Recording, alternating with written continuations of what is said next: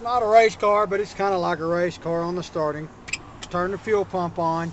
I use an electric fuel pump so you don't have to spin the motor over and over and over when it's cold. You just bump it and you're good. She fires right up. My first video, it was hesitant a little bit because it was stone cold.